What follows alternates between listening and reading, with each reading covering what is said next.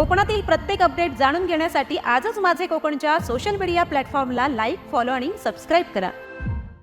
नमस्कार, मी प्रणाली भोसले. माझे कोकणच्या प्राईम टाइम बुलेटिनमध्ये आपल्या सर्वांचं मनपूर्वक स्वागत करते. बुलेटिनला सुरुवात करण्याआधी पाहूयात हेडलाईन्स. श्रीवर्धनमध्ये बसला भीषण आग. बोर्ली पंचतन परिसरात मोठी खळबळ. नादुरुस्त बस जळून पूर्णतः खाक. आगीचं नेमकं कारण अद्याप अस्पष्ट. कत्तलीसाठी गुरांची बेकायदेशीर वाहतूक. बलेरो पिकअपसह तिघांवर गुन्हा दाखल. 2 आरोपी ताब्यात, 1 आरोपी फरार. महायुतीचा राज्यात ऐतिहासिक विजय. राणे आणि केसरकरांनी भरवला पेढा. विजयाचा जल्लोष संपूर्ण सिंधुदुर्ग जिल्ह्यात साजरा. आणि जिल्हा परिषद पंचायत समिती निवडणूक कार्यक्रम जाहीर. रत्नागिरीत 56 जिल्हा परिषद गट निश्चित. 112 पंचायत समिती गणांसाठी मतदान. जिल्ह्यात 11हून अधिक मतदार. पाहुयात सविस्तर वृत्त. श्रीवर्धन तालुक्यातील बोर्ली पंचतन परिसरात आज दुपारी एका भीषण आगीच्या घटनेनं मोठी खळबळ उडाली. होळीच्या मैदानात उभी असलेली एक खासगी बस अचानक लागलेल्या आगीत जळून पूर्णतः खाक झाली आहे. ही बस गेल्या 1.5 वर्षांपासून नादुरुस्त अवस्थेत एकाच ठिकाणी उभी होती. दुपारच्या कडक उन्हात अचानक बसनं पेट घेतला आणि काहीच वेळात संपूर्ण वाहन आगीच्या विळख्यात सापडलं. या आगीच्या भीषण ज्वाळा लांबूनही दिसत होत्या, ज्यामुळे स्थानिक नागरिकांमध्ये भीतीचं वातावरण पसरलं होतं. सुदैवाने या भीषण दुर्घटनेत कोणतीही जीवितहानी झाली नाही. ही प्रशासनासाठी मोठी दिलासादायक बाब ठरली आहे.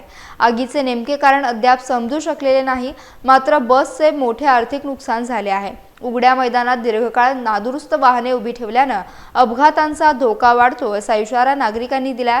सध्या पोलीस प्रशासन या आगीचा कसून तपास करत असून परिसरातून खबरदारी घेण्याची मागणी होती. मुंबई गोवा महामार्गावर रायगड जिल्ह्यातील नडगाव गावाच्या हद्दीत कत्तलीसाठी गुरांची बेकायदेशीर वाहतूक करणाऱ्या वाहनावर महाड MIDC पोलिसांनी धडक कारवाई केली आहे. महिंद्रा बोलेरो पिकअपमधून कोणताही वाहतूक परवाना नसताना 4 गायी अत्यंत क्रूर पद्धतीनं दाटीवाटीनं बांधून नेल्या जात होत्या. गायींना ना चारा पाणी ना खेळती हवा तसेच कोणती वैद्यकीय तपासणी किंवा प्रथमोपचाराची सोय नसल्याने पोलिसांच्या तपासात उघड झाले. या प्रकरणी पोलिसांनी 2 आरोपींना ताब्यात घेतलाय, तर तिसरा आरोपी घटनास्थळावरून फरार झाला असून त्याचा शोध सुरू आहे.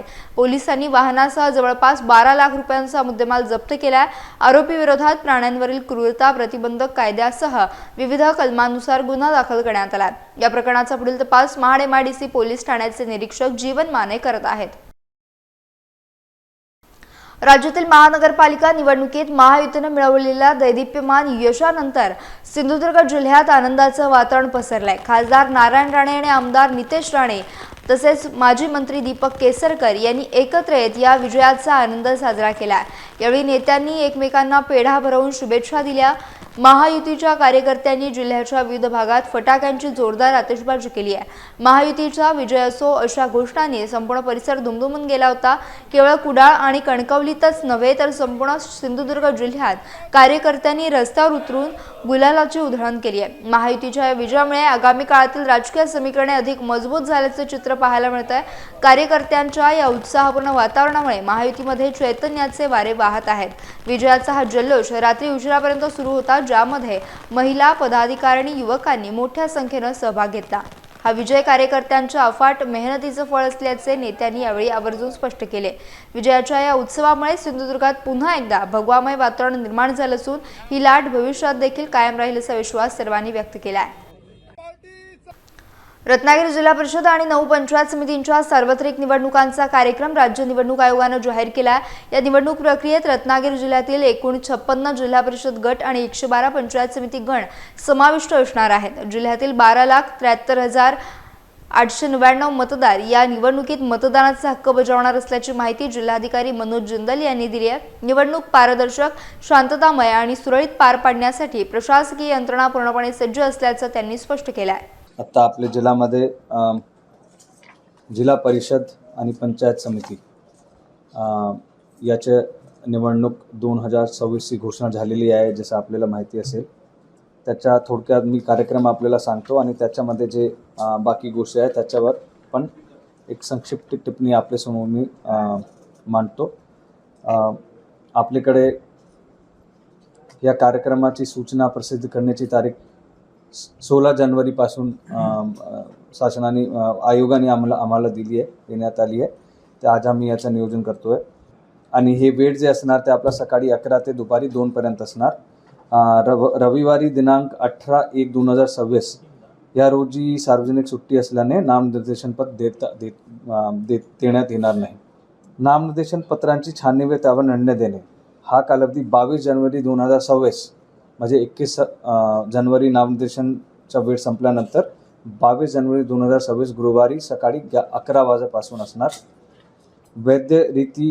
वैधरित्या नामनिर्देशित झालेल्या उमेदवारांची यादी प्रसिद्ध करण्याचे दिनांक 22 जानेवारी 2026 गुरुवार.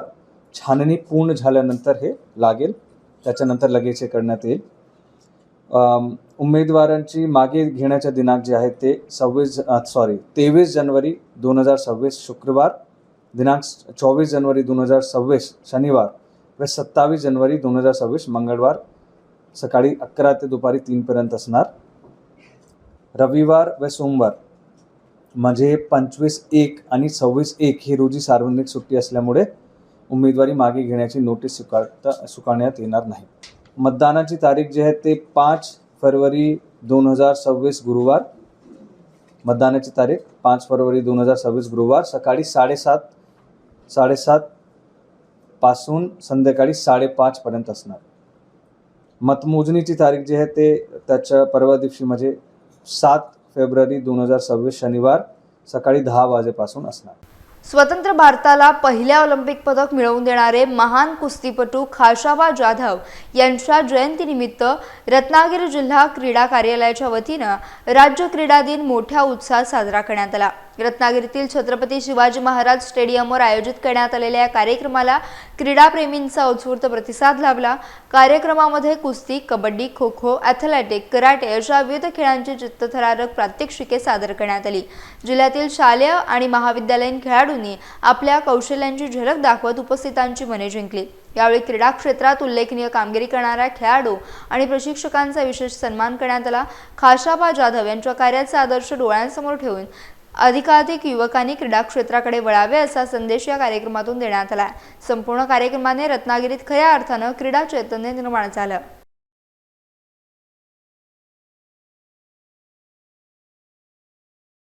याचा बुलेटिनमध्ये वेळ झाली. इथेच थांबण्याची भेटूयात नवीन बुलेटिनसह. तोपर्यंत तुम्ही कुठेही जाऊ नका. पाहत राहा फक्त माझे कोकण.